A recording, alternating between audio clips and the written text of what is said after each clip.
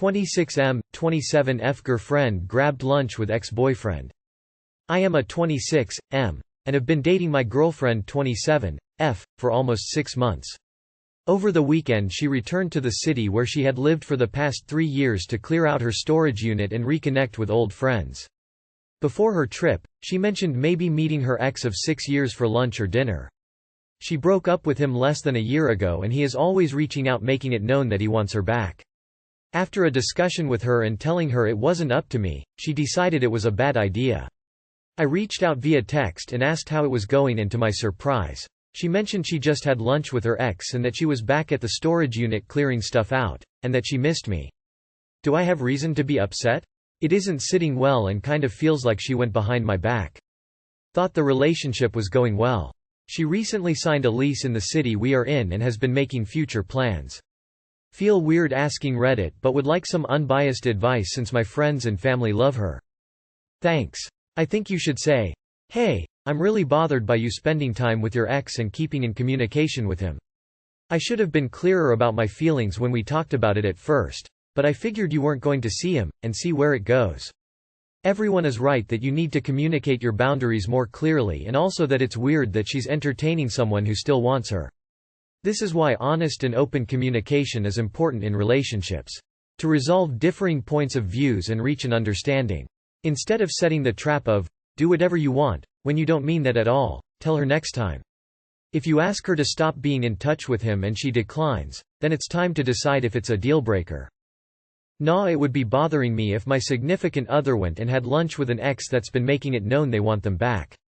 She is entertaining someone that actively is pursuing her. This is extremely disrespectful. She allowed you to feel it was not going to happen for plausible deniability despite it likely already being agreed to with no intention to move it. She likely enjoys his attention and being pursued, whilst having you. This is not a good foundation for a relationship. Anyone telling you this is fine has a suspect idea of showing their relationship some respect. Friends and colleagues are one thing, but someone actively trying to undermine your relationship is totally off. Potentially she had lunch to put it to him that there was no chance of reconciliation. She was with him for 6 years. That's a long time, and if the breakup was amicable then she probably had things to explain to him and wanted to do it nicely. And maybe even catch up. I don't get it. She talked to you about it. You said, correctly, it was her decision. She made a decision. She get her mind. She told you. I don't see how this is doing anything behind your back. If you can't handle her doing this, so be it. But don't lie to yourself that there was any deception here. I, 24F. My, 25M. Husband has now been missing for 5 days going on 6. Last post. I didn't think I would update this again, after what happened the last time I updated all of you. But the worst thing that could have happened occurred. My husband has now been missing for 5 days, today making 6. Having been picked up by his so-called friends on Thursday the 16th of February, around 21:30. The 3 of them came by our house asking to speak with him. He seemed really nervous, which was already weird to me, but he said he would be back shortly. Well, it has been 5 days already and no one has heard or seen anything of him. He just vanished. Last seen with his so-called friends. I filed a missing persons report on Saturday as I had to wait 24 hours before being able to call someone missing. I also called multiple friends and his boss, but he wasn't seen or heard from by them for even longer than I hadn't seen or heard anything from him. So that led nowhere. When he left, he went into the bathroom first to take a leak. And after he left and I went to brush my teeth. About 2 hours later, as he still hadn't gotten back, I found his phone lying on the counter and said bathroom. As I just said, he still hadn't gotten back and I felt uneasy about it all for their sudden arrival on a Thursday night with all 3 of them no less. So I decided that maybe they had texted him to make amends or something like that. Now I know his password, as he always said his phone is always available to me. So unlocking the phone was easy. The first thing I did was look at his messages if his friends did indeed text him or call him. And all the way on the top of the messages was an opened message with the caller ID only saying anonymous but in Dutch. Saying he would be there soon. Around 15 minutes before his friends got there. This was obviously them on seemingly a different phone. Maybe not wanting it to be traced back to them and therefore it appearing as anonymous as the caller ID. At this point it seems clear these are not drinking buddies. But more than likely people doing some kind of illegal activity. Or a crazy-ass gay group that are so close with each other they seem to leave their entire lives behind when they are close to being found out? No one just up and vanishes from life saying nothing and leaving behind everything without an insanely good reason for doing so. My husband had been quite and easily irritated from Sunday all the way through Thursday when they came. And this was not like him at all, as he has always been a positive and outgoing person around me even when something bad has happened. For the most part. So this makes me think that whatever was or is going on here, he either regrets it immensely but was into it himself, or he didn't do this on his own terms. Meaning he was potentially forced somehow into doing whatever they are or were doing. I made an screenshot of the message on his phone and sent that to my phone. It is not much, but you can clearly see there is no ID, and it was sent around 15 minutes before they came. This, along with my husband's behavior the last couple days, I have noted in his report when I went to the police. And now all I can do is wait, I guess. Doubt this was the update everyone was waiting for. And it will probably be the last as well. This is now way beyond anything strangers on the internet can give me advice on, and is now in the hands of the police. With that said, still a thank you for all of you who genuinely wanted to help me and gave advice. I still appreciate it. I am invested in this weird fucking saga. I have never experienced whiplash quite like I do every update. I hope your husband is okay. Op. Have you considered sneaking a trail cam by the spot you got caught at in the woods? At first I believed it. Now I do not. This is a book, TV-like saga. However, I don't care if it's real or not. I am thoroughly intrigued. Keep us updated. Is his disappearance making the news? Don't know, but this story is so bizarre. There has to be people looking into, especially if you live in a small town. I am from an old town in Europe, and a story like this would make the local newspaper at the very least.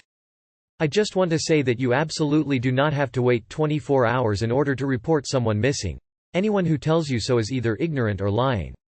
Police officers know that the first 48–72 hours is pivotal, so why would they want to lose 1/3 of a critical period?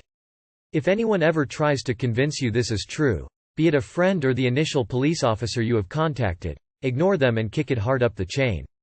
Never wait 24 hours, it's a weird TV myth. This was the update everyone was waiting for. Holy shit. What will girlfriend, 27 female, think of my, 26 male, late night hangout with a new friend?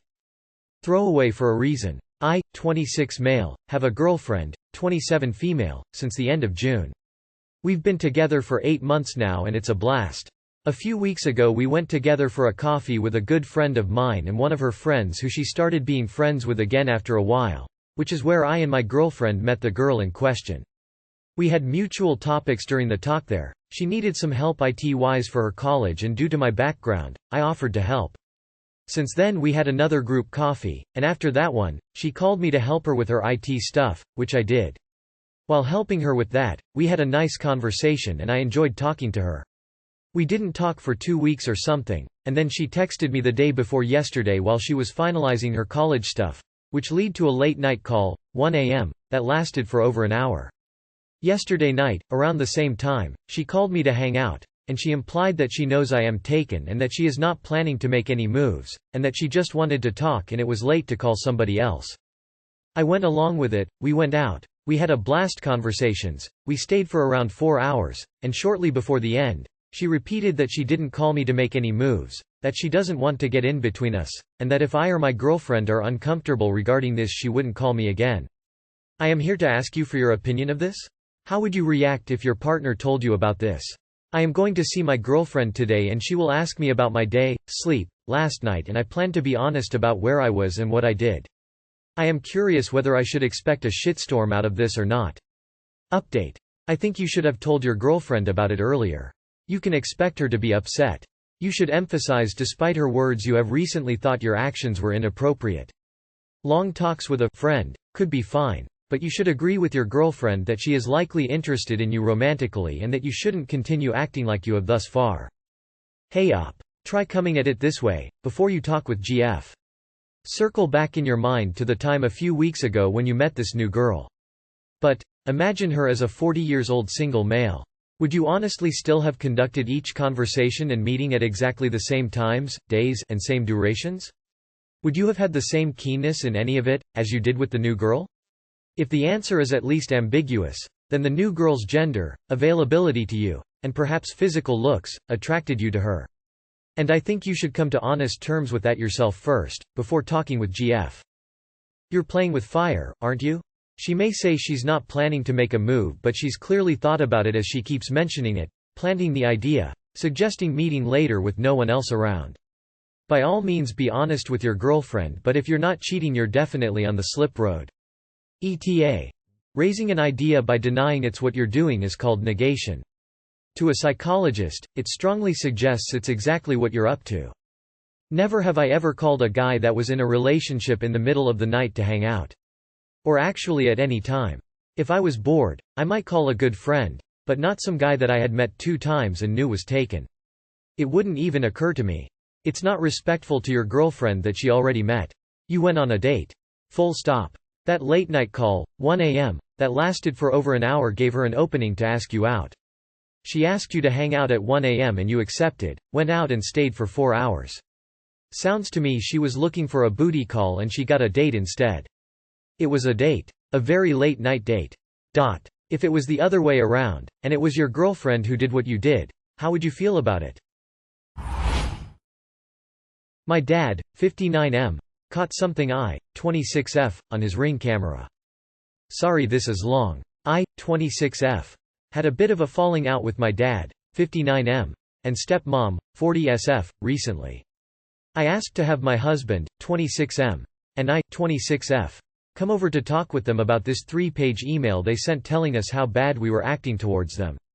I agreed with one thing they said, but there were many things on their list I had no idea they wanted and felt it wasn't fair to tell me I was doing something that was never communicated to me. I wanted to sort out the letter and come to some sort of understanding.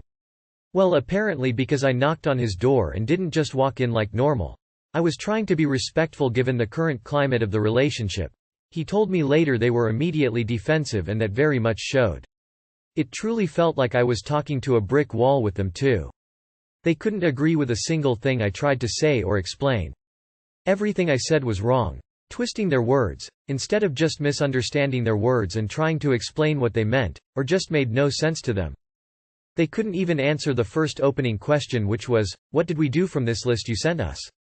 Because they sent it to 3 other people and I wanted to be clear on what I should be trying to explain. Their response was that we should know what we did. Upside down face. Once I saw the conversation was going nowhere with them and I was getting really frustrated and about to cry. I'm very pregnant. I stood up and told my husband that we should leave. I told my dad this is always what happens. You never care about what I have to say. There's been a history of the exact reaction I was given by them, and I put my shoes on and left. Well, once I got outside, I began crying and complaining to my husband saying, see, I told you this shit would happen. I said fuck this shit. And got in the car and went home. Well, now a week or so later my dad came over to my house this time to talk just the 2 of us about the state of things and he tells me I told him, fuck this and fuck that, and I responded, no, I definitely never said that to him, and he says he's got it on his Ring camera. Well, he has cameras in his house so I thought that's what he meant. But no, he meant when I was outside having my own private conversation with my husband and letting out my feelings that had built up in their house. I didn't realize until after my dad left and I was telling my husband about the conversation that it dawned on me that he meant the outside camera. I really had no idea he had one, or I probably would have held it till I got to the car. I didn't notice it. So my dad was trying to hold things I said outside of his home against me and I don't know what to do about it. I would never cuss at my parents out of just ingrained respect for them, even though my dad has shown very little respect for me the last couple months, and I didn't.